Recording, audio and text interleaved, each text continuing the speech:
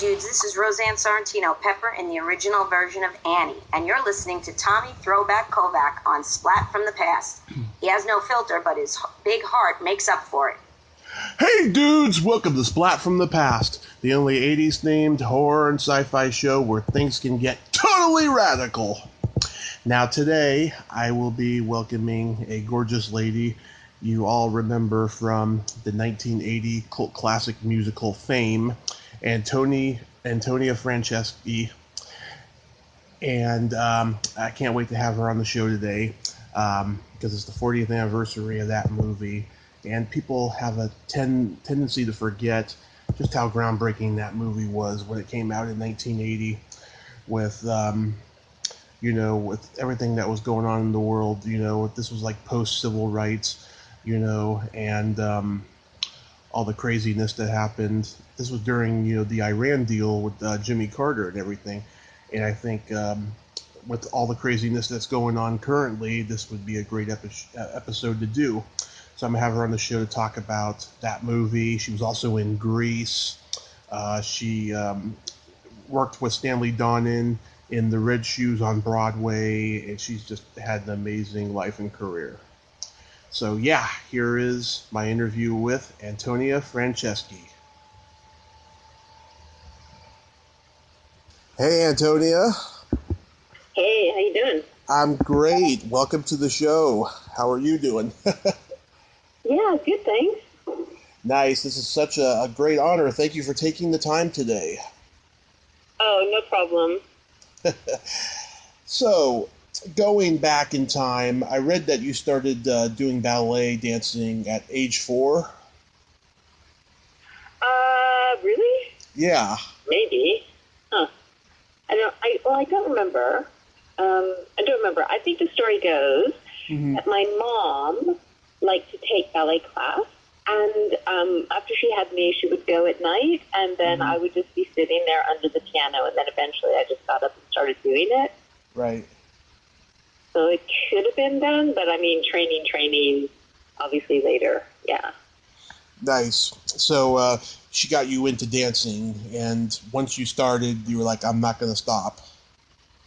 I think she didn't, I wouldn't say she got me into it. I think she just sort of like, I think I was probably bored and got up and found it, kind of fun to do. But I don't think her intention, maybe it was, I have to ask her. I don't think her intention was just like, yeah, I'll make her dance. I think it was something that she really liked and that I just sort of started doing. So I think it was, I think it was just osmosis. Mm-hmm. Are you trained in every type of dancing there is? No, I am not. I am trained in classical ballet and a tiny, tiny bit of modern, but that's it. And everything else is just sort of natural, luckily. Yeah. Mm-hmm. You've never been into tap dancing? I've never tapped in my life. Yeah. I'm fascinated by tap dancing, because I've always watched, Sammy Davis Jr. and, of course, Ben Vereen and Gregory Hines.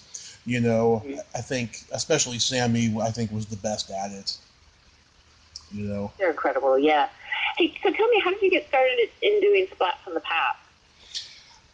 In 2015, I had a car accident, and oh God, I'm sorry. I was in a car accident for about 30 days, and long after the recovery process, I went back to doing stand-up comedy, which I had been doing before the accident, and I moved up here to Redding, California, because my mother and I, we hit a very bad poverty situation. And there's really no show business up here. So I started a podcast, and I've been doing it for 3 years now.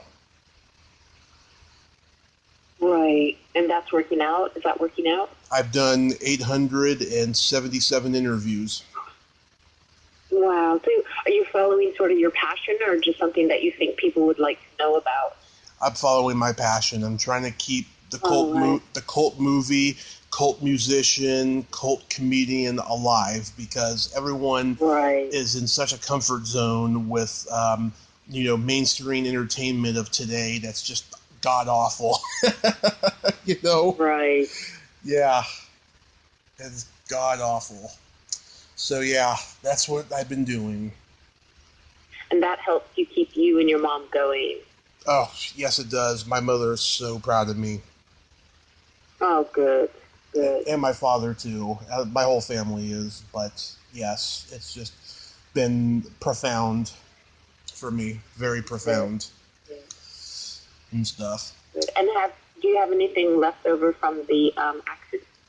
Oh yes, I got metal in my leg because I broke it in 7 places. I broke some teeth. I fractured my hand. I had a heart attack. They put a stent in my heart. Lots of stuff happened. Yeah. But everything's okay now. But everything's okay now, yeah. I didn't get any head trauma or anything like that, though many would argue I did because I want to be in show business. Right. Yeah. You want to go back up to stand-up comedy? Eventually, yeah. But I do other things, too. I act a little, and I write. And I want to be a horror host because I love horror movies. And I interview so many horror people because this show started out as just horror people only, and then I decided I decided not to limit myself, you know. Right. Did you ever do Linda Blair? I met her once at a convention. She was not very nice to me. Oh, really? Yeah. But I've interviewed a lot of popular horror people. Right. Well, I have a great story for you. So I basically, when we lived in Manhattan, yeah. I auditioned for The Exorcist, and that was my first sort of getting chosen from just regular school to audition for that. And it came in. It was between me and her for the part. Mm-hmm. And I had to meet the director, William Friedkin, and I decided after I met him that I didn't want to do it because I was worried about that having a bad effect on my ballet career. Yeah. So I'm very, very, very, very happy that I didn't do it. Wow, I had no idea. That's awesome. Yeah, I was in the hallway with me. It was me and her, and it was down to the final 2. And the final interview you normally do is with the director. Mm-hmm. The same was the other way around, but yeah. But it was just me and her sitting there, and I was just like, no thanks. Wow. Not that I would have gotten it over her necessarily, but I definitely had second thoughts before the final. Yeah, and I just found out the other day Pamela Ferdin was considered for Regan also, but she was too old. Ah. She was like 16. I don't know. I think Linda Blair was a child actress, I think, but I wasn't. I was just basically just a kid that they found. They went to local schools is what they did. Yeah. I was at PS 158 on 77th in New York in Manhattan, and so they just came into my class, and I was, I think at the time, what they call a super at the Metropolitan Opera. You know when you have operas and you have kids in the opera? Mm-hmm. I was one of those, because we also didn't grow up with a lot of money, so I was doing that. And so my teacher, when, I think the casting lady was Julia Taylor, we did all the Woody Allen stuff. And so she came in and they suggested to me because I was already doing quote-unquote show business, even though being a super is not show business. So yes, that's how it started. So I read for her for that. Yeah, it was definitely Julia Taylor. And that's how it all sort of got planted in my head that I could ever do anything like that. Ah, that is incredible. Wow. Yeah. So you moved from Michigan to... Oh, go ahead. Oh, go ahead. Go. I was going to say you moved from Michigan to New York, and you started studying with Margaret Krask. Is that how you pronounce her name? Yeah. I mean, to be really technical about it, it's really boring. But I mean, I was born in Ohio, and then my parents moved to Detroit, and then they moved to New Rochelle, and then my mom left my dad, and we moved into Manhattan. So we moved into Manhattan by the time I was 8. So it was sort of like Midwest, Ohio, Detroit, outside Manhattan, and then Manhattan at 8. So yeah, that's how it happened. And then I studied with Miss Kraft. Yeah, so I was like 15, 16. Mm-hmm. And then I did Grease, and then I went to performing arts, but for acting, not for dancing.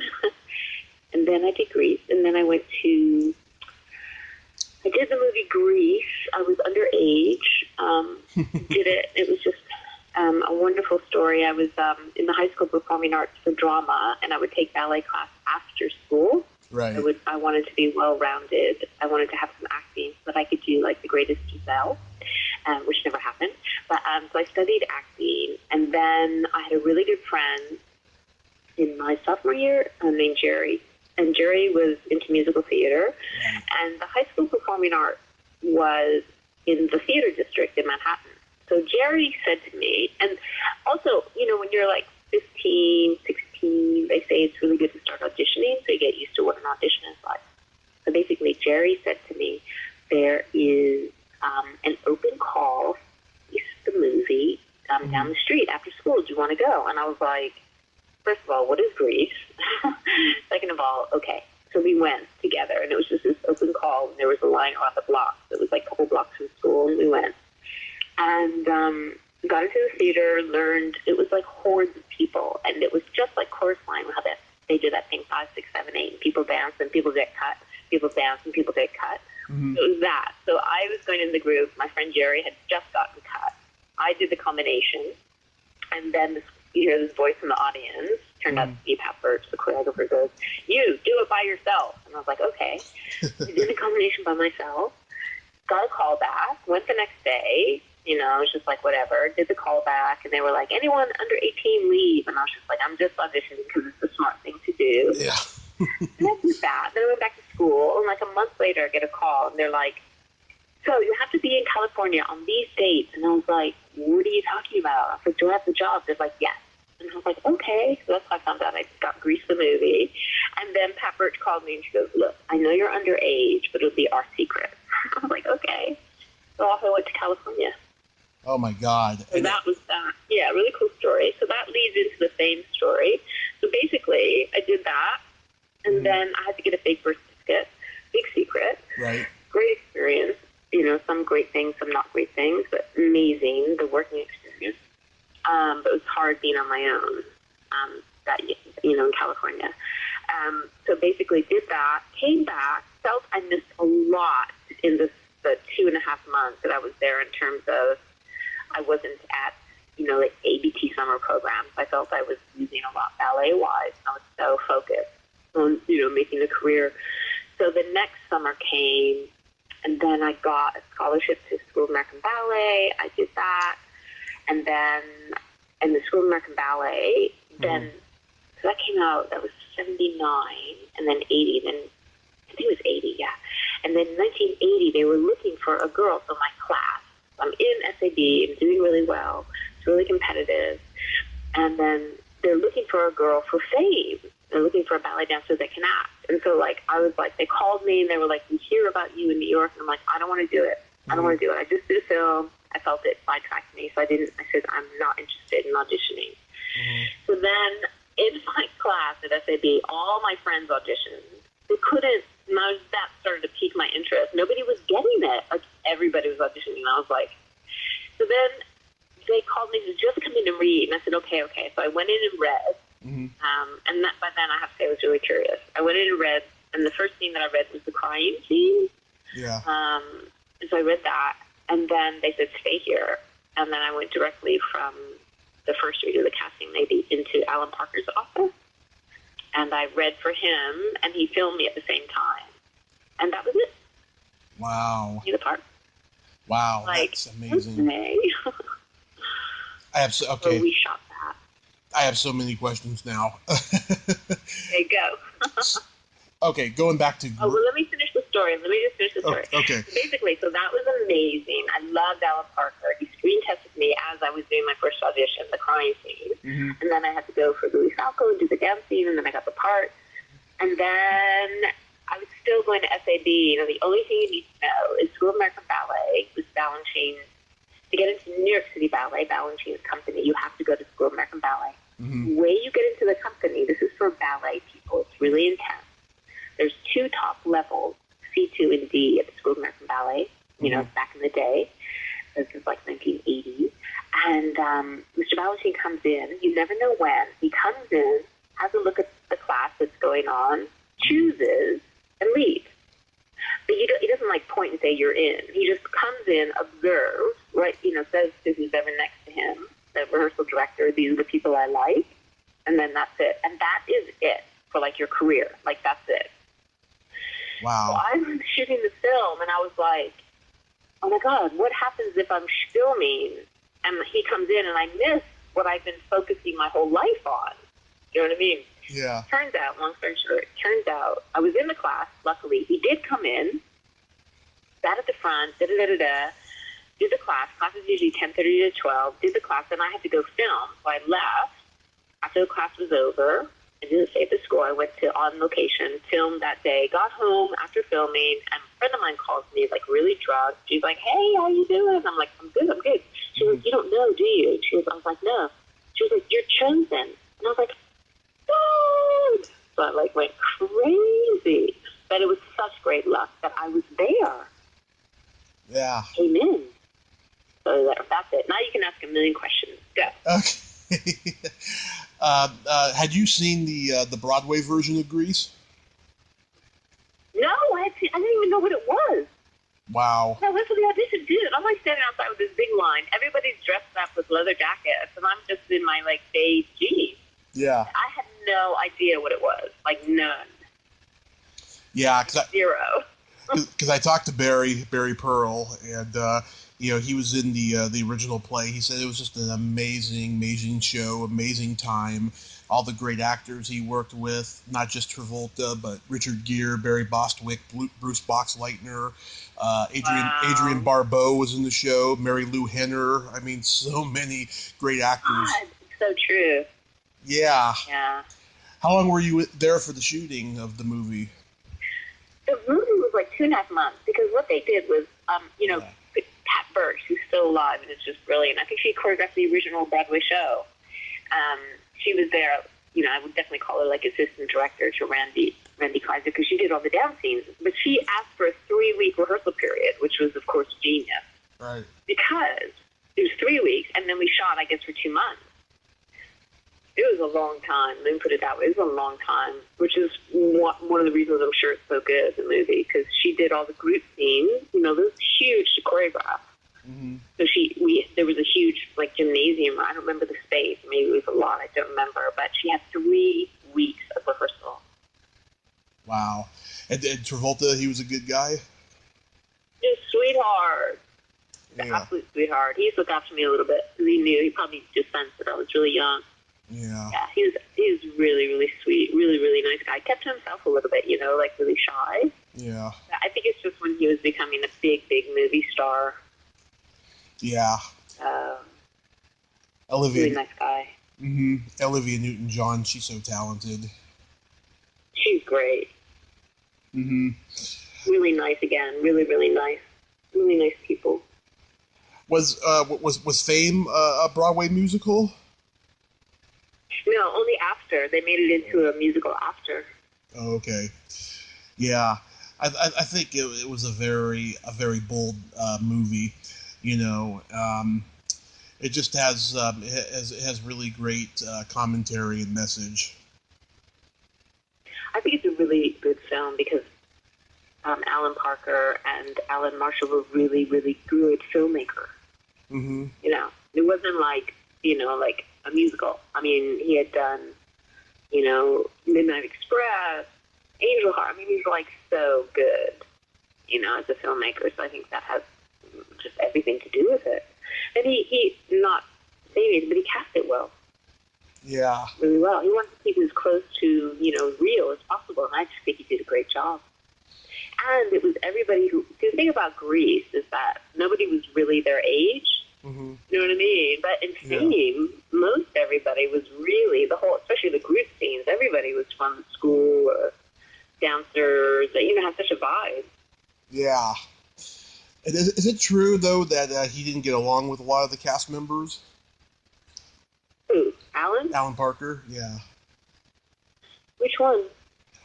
It said on IMDb that he said that years later in an interview, he didn't like a lot of the cast members. He didn't get along with a lot of them. That's probably true. But we were really good friends. But yeah, I think that's kind of true, but I can't say who. Yeah. Yeah. How was working with Irene Cara? Oh, good. Yeah. I mean, she was, I think, the most famous. Yeah. So, yeah. because she came from a show business family, you know, and She did. She had a whole different scene. You know, her pressure would be really different. And I think I only had like one scene with her, didn't I? I don't think I really dealt with her that much. yeah, you two don't have much. She came from a different place. You know. Yeah. To be fair. Yeah. She was really famous, wasn't she? Like as a singer and stuff. She got really She famous. Yeah, she got really famous after this though when she did Flashdance. Oh yeah. The soundtrack. Yeah. Boyd Gaines. Oh my God! I found out he's still working. I haven't seen him in a lot of stuff. I mean, he did some great movies back in the '80s. Who? Boyd Gaines. He plays. Let me look up the name of the character he plays in the movie. He plays Michael In Flashdance? in Fame. Oh, Michael. Who? I don't know who that is. I don't know who you're talking about. Yeah, He wasn't one of the kids. He's a tall, lanky kind of a guy. But did he play a character, though? Who did he play? He plays a character named Michael. In the movie Fame? In the movie Fame, yeah.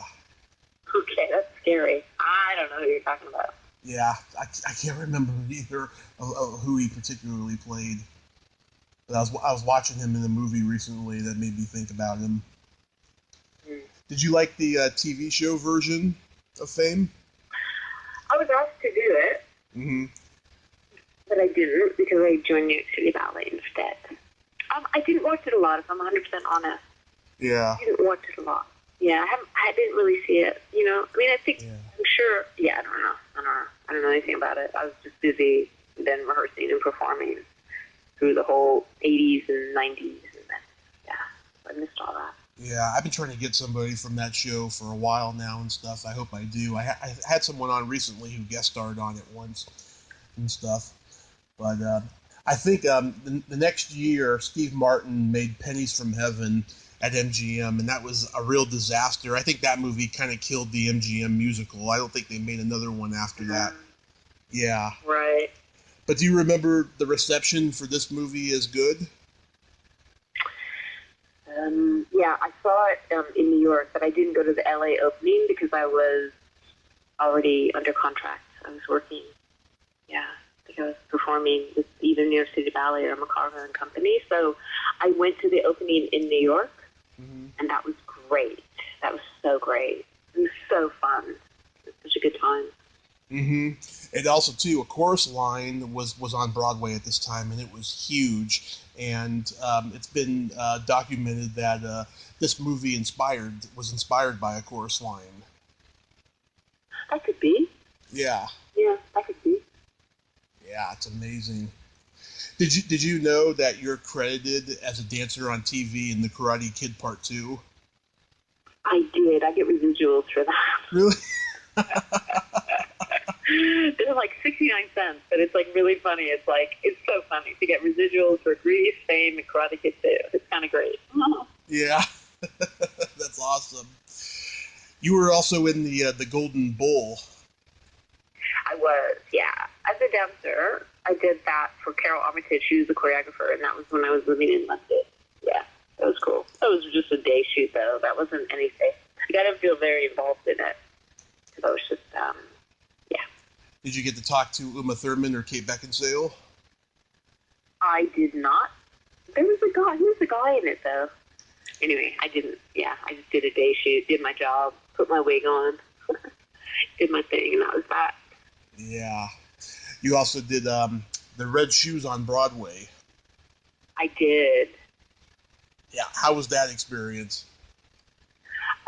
Really weird. It had such a rocky existence, that show. Mm-hmm. Because it hired and fired people, and it was just really bizarre. And then it closed after it opened. So, I mean, I don't think it was great, the experience. It was kind of like so bizarre, especially as it was my only Broadway, my opening and closing, type thing. I didn't do, my first Broadway thing. So I didn't know what was really going on. Mm-hmm. And I think they didn't know what was going on.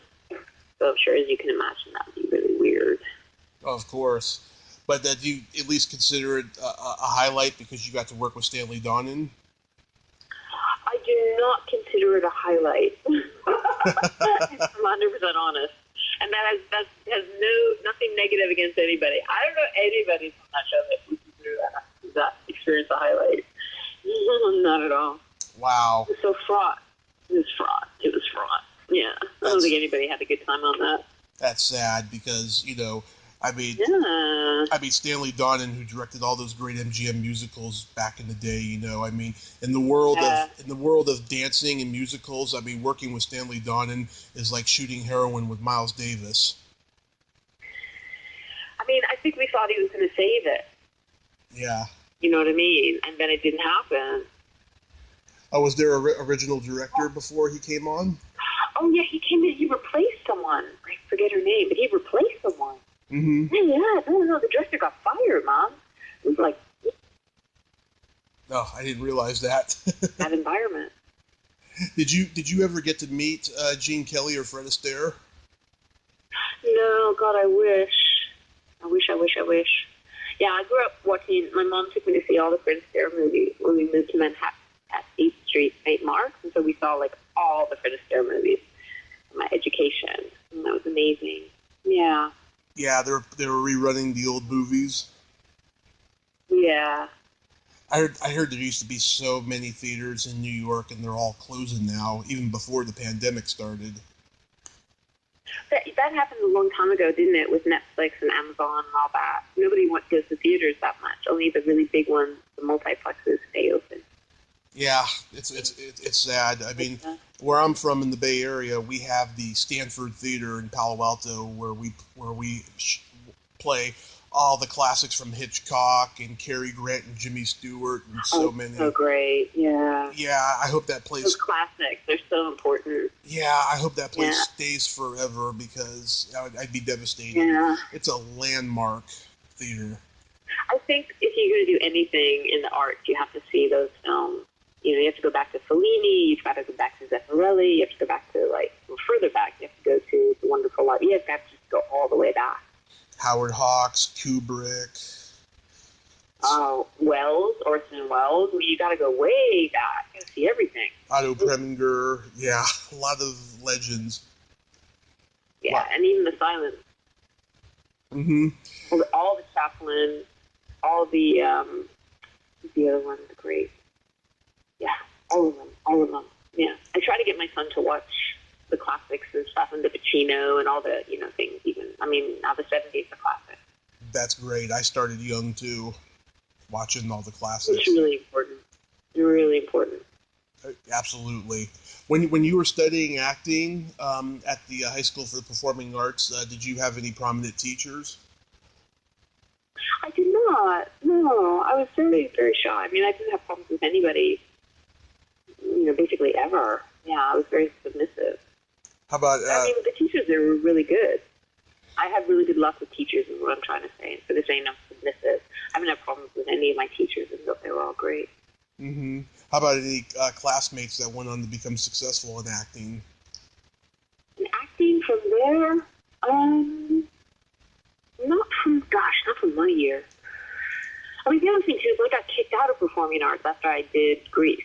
Because you weren't allowed to do anything professional. But I needed... So when I went back, after Grease finished, I couldn't go back to performing arts.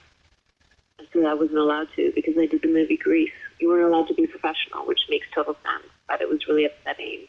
So I didn't get to do my senior year performing arts. Yeah, that really sucked. That would have been really great if I did, but that's okay. Because the other thing, too, is if you're 16, 17, you have to be studying ballet during the day. You can't be going, so I had to go to a professional children's school to finish out my ballet training. Anyway, it's complicated, but I did Grease, but I would have enough money so that I could pay for my own private school in my last year, which I wound up doing. So I made my own money, came back, got my first apartment when I was 17, and then I put myself through the last year of high school. I had a half scholarship, even so I had to pay for that. So that's a lot of why I did Grease. Awesome. I had an end game in mind. An end game, a trajectory. You didn't have a plan B. No, I just had to. Thank God I didn't need a plan B. Yeah. All I can say. So you've lived in London for a long time, right? Yeah, for like over 20 years. Yeah. But now you're back in New York. Yeah, I came back. Yeah, been back for like 3-4 years. But I work in London all the time still, so I'd spend summers there. Mm-hmm. Yeah, it's been amazing. And you teach dancing? I don't. What I do, well, I've taught in London. I guess you didn't read my bio. I taught in London. When I moved to London, I worked as a guest artist as a dancer for another sort of 10 years, and then I started producing. And I won the Time Out Award. I produced New York Ballet Stars, where I brought dancers from New York City Ballet and ABT over to London to the Royal Festival Hall, with seats like 2,500 with Alistair Spalding, and we sold out. I did 4 years of producing programming, as well as dancing, and then I wrote a play called Up From the Waist, which was on the West End. The Soho Theater, did that, and then I continued dancing, then I started teaching. I taught and still teach all the companies there, Rambert, the Royal Ballet, Richard Alston.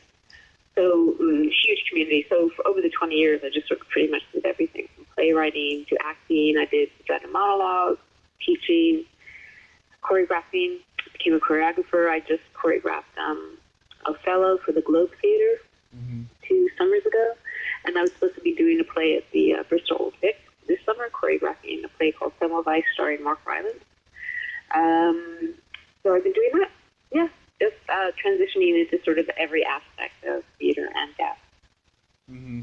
I did read your bio, but when certain things are like spread out without like timelines or dates or anything, that's when I get confused, and that's when I like to ask, and stuff. That's all right. Yeah, I mean, it is a lot to take in as well, but it could be also leftover.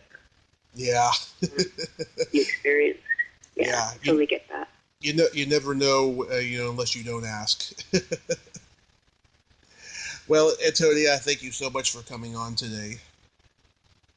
Oh, my pleasure. My pleasure. It was really fun. And I hope you, I wish you all the best luck. Oh, thank you so much. You as well. And stay safe out there, because it's crazy. Yeah, you too. Lovely chatting, Tommy. Take care. Take care. Bye-bye. Bye-bye. Well, there you have it. Antonia Franceschi. Ain't she a sweetheart? If you like this video, everyone, please subscribe to my YouTube channel. Add me as a friend on Facebook. Join my Tommy Kovac comedian page on Facebook. Follow me on Twitter and Instagram and all that fun stuff. Well, that's all time we have this week on Splat from the Past. Till next time, this is Tommy Throwback Kovac saying, there's no shame in living in the past, because the present sucks. Later, dudes!